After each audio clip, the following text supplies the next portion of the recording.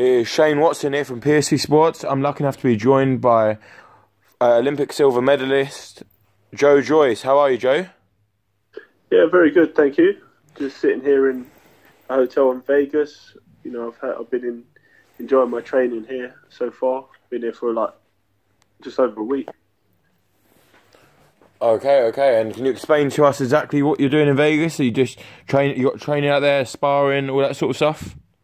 Yeah, all the good stuff. Out here with my coach Ismail Salas in the City Boxing Gym, and you know, I did a 7-mile run today as well, plus round sparring. So, I'm I'm putting in some good work out here.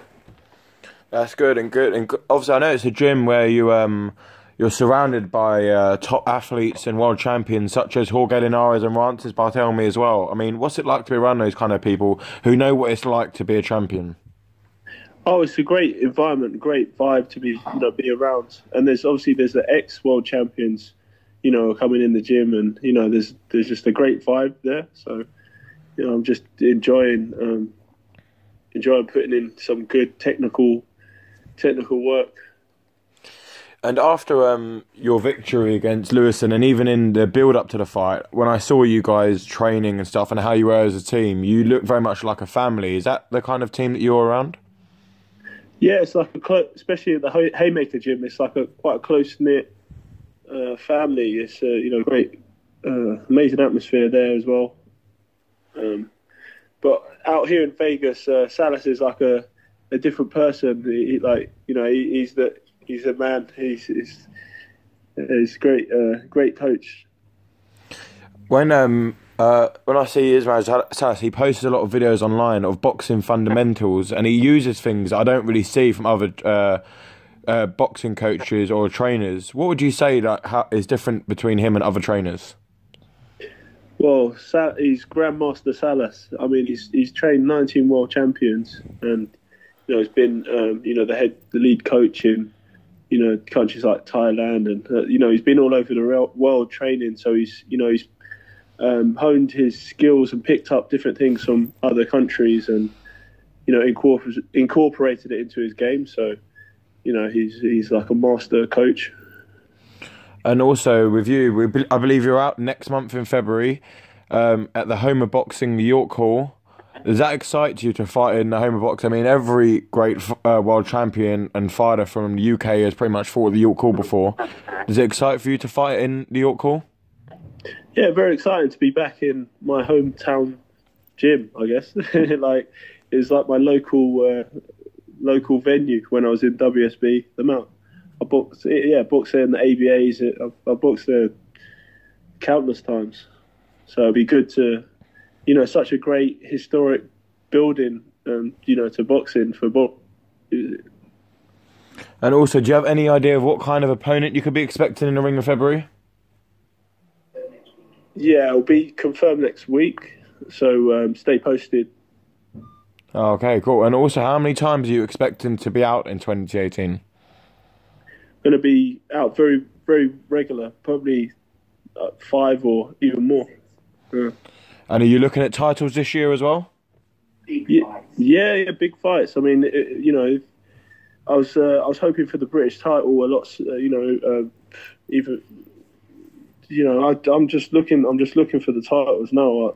I'm 32 and I'm obviously being fast tracked, and I need to be fast tracked, and I think I'm ready, to start getting them titles under my belt and start winning some belts. Also, you was meant to be out on the undercard of David Haye Bellew, which obviously fell through due to David Haye's injury. So I know you was hungry to fight then. You were meant to fight Tom Little. How does this make you even hungrier to fight in February because you missed out to fight in December? Oh yeah, of course. Hopefully this year I'm going to be super active. Have fights back to back, and get some titles. Like I said, and it's a shame I didn't fight Tom Little. I was looking forward to that as well. Yeah. Especially with his social media stuff he was saying. I was looking to put some dents into him. But I think he's got the Croatian Filip Hrgovic, who I fought in WSB, and we had like a really good dust up that night. So I'll be looking to see how he gets on with Philip. And because it was weird, I was looking on BoxRec earlier, and for some reason it still says that you're fighting him on May on the Haye undercard. Is that something that it only happens if it depends on results happen this month of him and Hrgovic then, or? Yeah, we'll see what happens. I mean, we'll see. Yeah, I suppose you still both got fights ahead, so you don't want to look too far ahead. But also, I want to have a quick talk about it's almost confirmed between Joshua and Parker to fight in March, I believe. Stadium to be confirmed yet. But what's your views on that fight? Well, I think I could probably beat Parker now. Is that a fight that you would want maybe in the future? Yeah, why not? So I'm assuming that means you don't rate Parker that much as a fighter? Well, yeah, I rate. He's a great fighter, but I think I could beat him. I think I'm at that kind of level, Of course. Have you ever sparred all them rounds sparring Anthony Joshua? It has helped, and Fraser Clark. Oh, of course. Have you ever sparred or fought Parker in the amateurs before? No. Oh, okay. And also,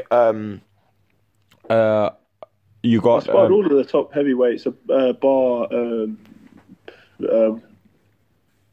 Parker and Wilder. So oh, okay. And also... kind of gauge my levels. Yeah. And also, what do you think on Tyson Fury's comeback in 2018? He's meant to come for a massive comeback. Apparently, he's going to sign a 3-fight deal. So what's your thoughts on him coming back into the heavyweight division? Well, yeah, it makes it more interesting and entertaining. Like it's so exciting right now with the heavyweight scene, especially in the UK. We've got so many good fighters, so it's heavyweight boxing's booming. Is that a fight that you'd be confident to take in the future? Well, I get to obviously work my way up to that level, and I've sparred him. We did some good rounds with him, and just hopefully he can stay on his path and keep getting losing the weight, because he's very talented. And also, I mean, just recently confirmed, and he's younger than me, which is amazing. Same with Joshua. Yeah, and I think he's also the same age as Luke Campbell. I don't know how that quite works out either, but but yeah.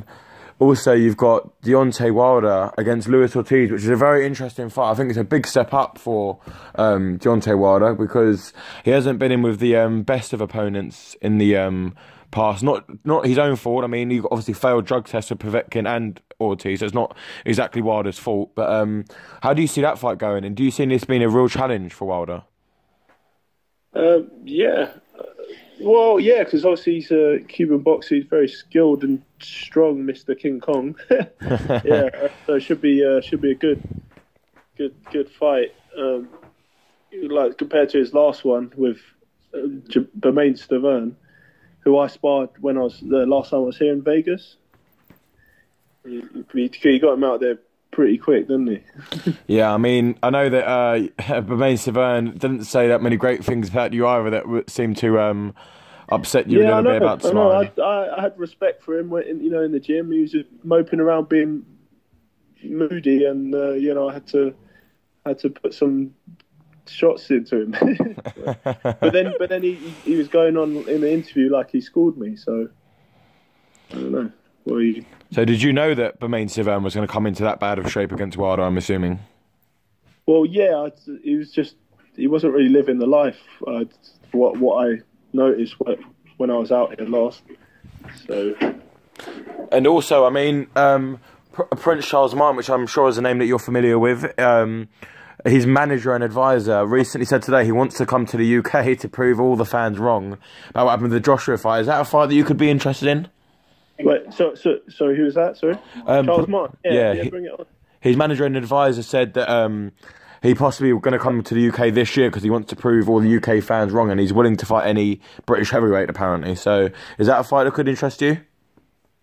Yeah, bring it on. Yeah, I'm not sure about his advisor. We'll advise him to fight me, but we'll see. And also, being out in Vegas, taking yourself away from home, how does that benefit you as a fighter?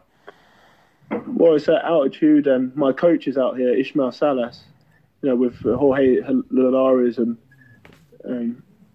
Barthélemy and that. So it's a good, it's a great training camp. It's nice to mix things up a bit and just learn, and especially being in a different environment, it kind of like shakes things up. So as long as I'm improving, and bring on February 16th.